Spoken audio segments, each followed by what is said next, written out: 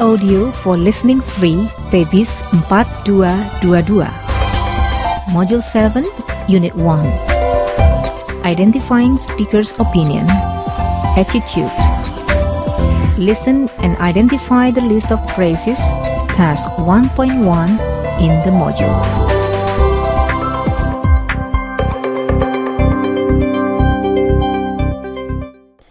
Fighting book piracy.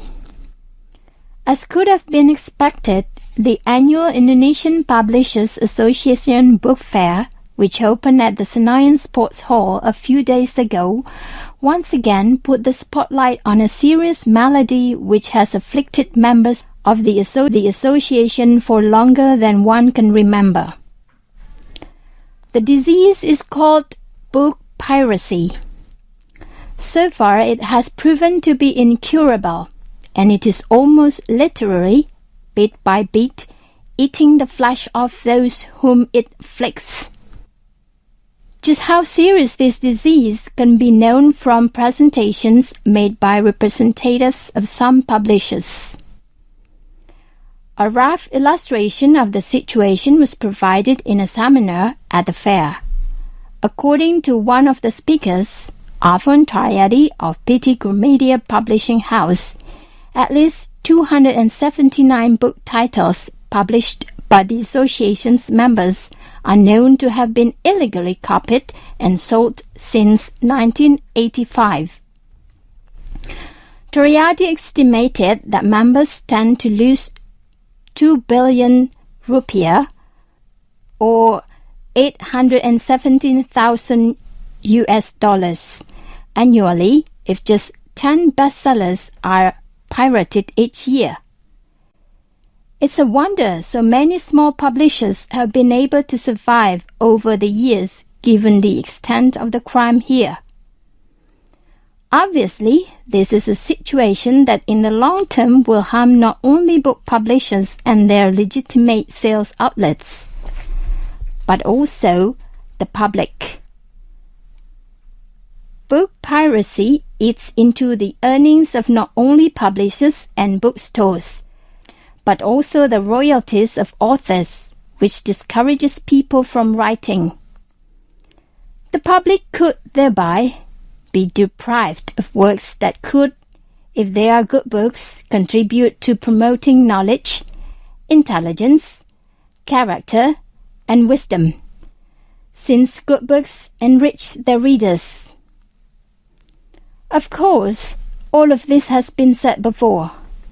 The relevant question now is, what can be done to overcome the situation? One option would be to impose heavier penalties for book piracy.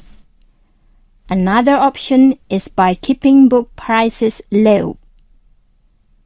Obviously, achieving all these would need coordinated efforts by all those involved, both in the private and public sectors. But it is a goal worth pursuing. Have you listened to the phrases on the text? Now turn off your CD audio and open your module and do the exercises Task 1.1, Task 1.2, and Task 1.3.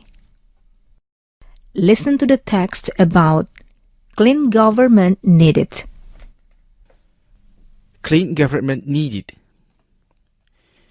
We must not forget that the establishment of a clean government with authority is not only a present necessity, it would also constitute an account given by the new order to the Indonesian people. It would be difficult for people to imagine this nation going into a new era led by a government that is not clean and lacks authority. A government that isn't clean will have a hard time maintaining its authority. Without authority, a government would be compelled to establish a structure of power to ensure that the government mechanism will be able to function optimally, and this will cause it to digress from the principles contained in the Constitution. Digression from Constitution would mean that whatever is stipulated by the broad outline of state policy is not more than empty rhetoric and political window dressing. This is why it is surprising so many objections were raised against the proposed constructions of the necessary hardware to curb corruption and the leaking of development funds. In any other country that professes to be democratic and open, the requirement for government officials to declare their own and the family's wealth, both before and after their tenures, is considered normal. In Indonesia, on the other hand, high-ranking officials are reacting to such proposed legislation with dismay. We all have an interest in being able to breathe clean air that reflects the prevalence of stability in every sector of our lives, and this is possible only if a sound, clean, and authoritative government exists. Now turn off your CD audio and open your module and do the exercises Task 2.1, Task 2.2, and Task 2.3. Listen the text about observer blames recent riots on social discontent. Observer blames recent riots on social discontent. According to Father Franz Magnus Suseno, the recent wave of riots has taught the nation that it is dangerous to underestimate social discontent stemming from state policies. Magnus Suseno of Jakarta's Dwyakara School of Philosophy said the government's support for last year's removal of Megawati Sukarno Putri from the Indonesian Democratic Party's helm was one of several unpopular policy. He also said the policy was a good example of the government upsetting the community. He said that growing social disparity had been another cause of the riots. He cited the building of luxurious houses and the construction of golf courses as among people's grievances over unfair development. These have been the non-religious factors which have caused the riots all this time. They have angered not only Muslims, but also Catholics, Protestants, for it has something to do with social justice. Magnus Suseno taught a discussion on riots in religious society held by the Communion of Churches Youth Commission. There were different motives for many riots that had broken out across the country, Magnus Suseno said. In Java, the riots involved Muslims, but in East Timor, Catholics had turned violent and burnt Protestant churches and mosques in 1995, Magnus Suseno said. In West Kalimantan, the riots were purely based on ethnic divides because no religious places were ransacked or burned. The best way to prevent more religious violence, he said, would be for religious leaders to work closely together to promote tolerance. Now turn off your CD audio and do Activities 3 for Task 3.1, Task 3.2, and Task 3.3 in your module. Formative Test 1, Unit 1. Open your module on Formative Test 1. You will listen to a text entitled Manpower Bill Limits Workers' Right. Listen to the listening passage twice. Write words or phrases from the passage which have similar meaning to the italicized words. Manpower Bill limits workers' rights. Restrictions on workers' right to strike in controversial manpower bill limits workers' basic rights, says labor expert V.D. Havis. V.D., a research fellow from Western Australia's Murdoch University, told the Jakarta Post, The bill attacks an internationally recognized principle, the right of workers to strike. He said the most damaging aspects of the bill was Article 86, which clarifies another part of the bill that restricts workers' right to invite others to strike. Its strengths: labor strikes only become effective when they are done collectively, Vidi said. He said he was also concerned by provisions in Articles 81 and 87 that say that a strike can only be held in a company area. Striking workers will not be paid. Authorities must be notified 3 days before a strike, and that strikes must not disturb security and order. Vidi said he agreed with those requesting the House of Representatives not to endorse the bill.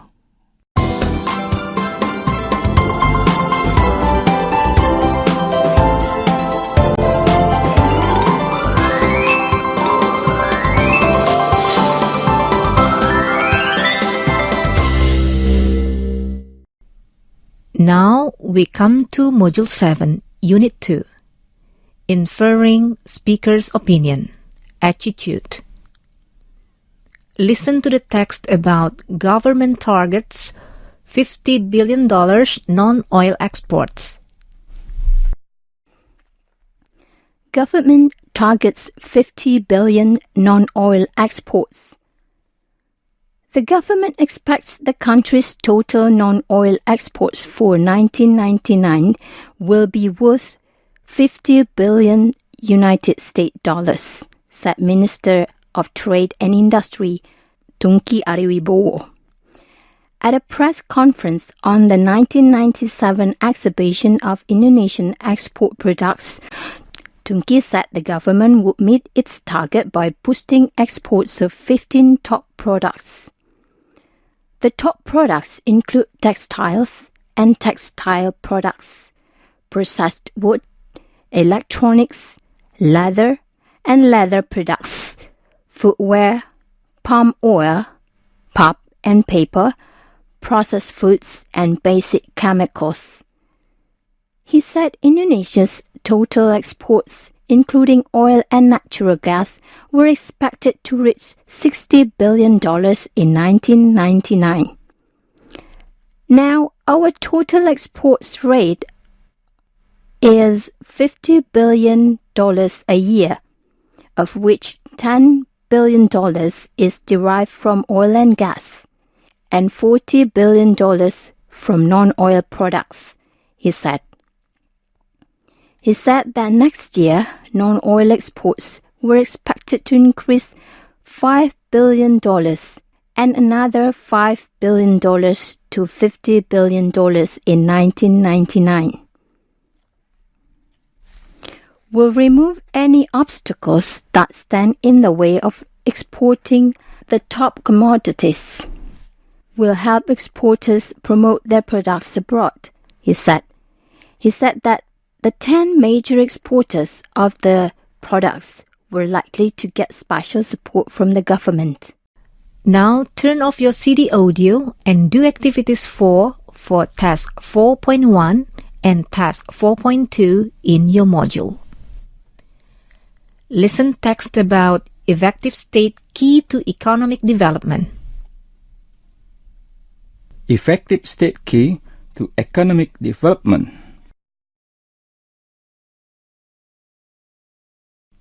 Effective state is the key of successful economies, and without it, economic and social development is impossible. The World Bank asserts in its Development Report 1997, the state in a changing world issued in Washington.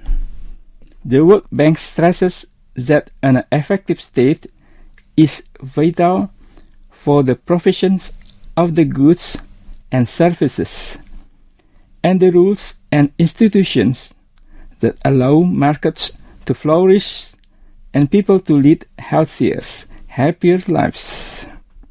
The report acknowledges there is no single recipe, but offers a two-part strategy to guide countries in this process of building an effective state. The first is getting government to focus sharply on those core public tasks, establishing a foundation of law, maintaining an effective macroeconomic framework, investing in basic social services and infrastructures, protecting the environment. The second is reinforcing state institutions by providing incentives for public officials to perform better. The report cites 3 basic incentives to improve the state's institutional capability: establishing effective rules, foster competition, and an increased partnership with the private sector. The report devotes a chapter to discussion on how to minimize corruption. It calls for 2 principles of formal mechanism of restraint, that is, strong, independent judiciary and the separation of powers. And do activities 5 for task 5.1 and task 5.2. Listen to the text about why conflicting reports. Why conflicting reports? We read newspapers to get correct information about what is going on. But unfortunately, newspapers are often not accurate or sometimes publish contradictory new items. The board of editors is not doing enough in controlling what is printed in their papers to avoid creating confusion among the readers. In the Angkatan Bersenjata Daily of July the 3rd, 1997, I read a statement from State Minister of National Development Planning or Chairman of the National Development Planning Board, Ginanjar Kartasasmita, saying that Indonesia has not yet decided whether to buy Russian military equipment, although Indonesia considers Russia a potential source of military equipment products. But to my surprise, I read on the front page of the same paper that the Indonesian Navy is going to buy Russian warships. These 2 contradictory reports raise questions in my mind. Is the Indonesian Navy an independent organization outside the Indonesian government? Or did these conflicting statements result from a lack of government coordination? This is not the first time that government agencies have made conflicting statements. Some time ago, the Minister of Women's Roles, Min Sugande, said that Indonesian women employed abroad became prostitutes, while the Minister of Manpower, Abdul Latif, said there are to become such cases. Newspapers should educate people to become mature and wise and restrain themselves so as not to be swayed from left to right because of incorrect news coverage. The board of editors should scrutinize all. We are only humans and mistakes are made.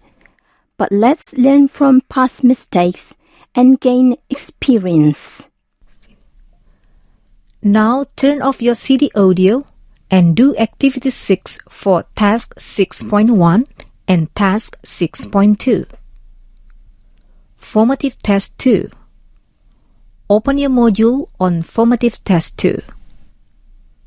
You will listen to a text entitled Social Control Needed to Reduce Corruption.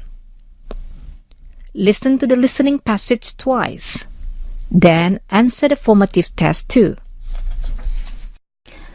Social control needed to reduce corruption. Indonesia has been categorized as a country with a high level of corruption. The corrupt activities include accepting bribes, receiving commissions on the purchase or sale of state commodities, and the markup of the purchase of goods for the state. Some experts say that corrupt activities stem from low salaries, dishonesty among government officials, and the lack of transparency in the management of public finances. In my opinion, corruption cannot be reduced or not eliminated if social control functions properly. So what should be done to make social control effective? First, a conducive climate should be created, giving people the opportunity to contribute actively and positively to society. Second, people's participation must be constantly guarded so that it doesn't become destructive. This will hamper efforts to maintain stability and order. The channels of participation must be opened through the media, political parties, especially the House of Representatives and its branches in the provinces. The House must be given the opportunity to convey the people's aspirations, and power abuse by the bureaucracy should be reported. It's time the House had the opportunity to exercise its proper function and role as an institution representing the people. The House should exercise its rights, for example, initiatives, budget, etc., so that people are in a position to control the bureaucracy. Only by giving the people a chance to participate will they have a chance to penetrate the immunity of the bureaucracy.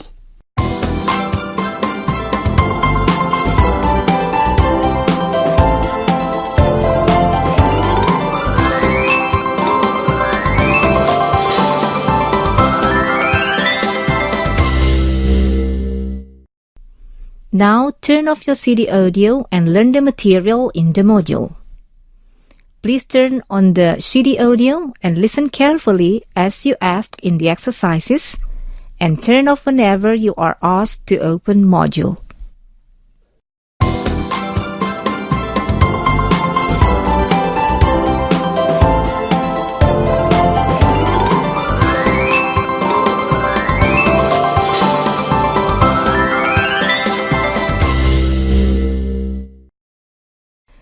This is the end of CD Audio PBIS4222, Module 7, Unit 1 and 2.